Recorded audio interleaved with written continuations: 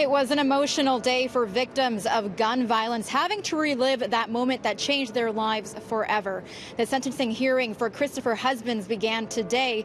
He is the man accused of killing 2 people in the Eaton Centre shooting.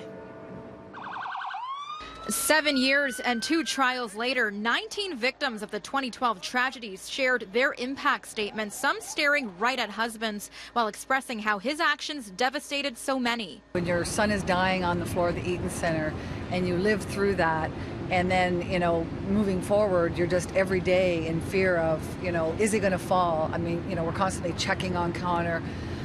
Just making sure that, he's always accounted for. And that really will go, to the end. He's 13. Connor Stevenson was 13 at the time when he was shot in the head in the food court with his family. Today, he suffers from severe brain damage. He says he's serving his own life sentence handed to him by Husbands. I think what changed my life most is actually seeing how this trial process has gone. I mean, I thought I lived in Canada. I thought we had a system where people who murdered people in the middle of a mall on camera would go to jail for it and not be out in 7 or 10 years. Heartbreak and fear expressed in all of the statements, many questioning the Canadian justice system, claiming it has failed victims of violence by making them go through the court proceedings not once, but twice. This wasn't a question of, was he the shooter? He was the shooter.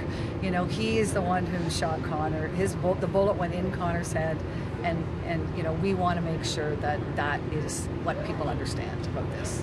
Ahmed Hassan lost his life in the shooting. His cousin Sukri Muhammad shared her statement to the court, saying in part, "I feel cheated by the justice system."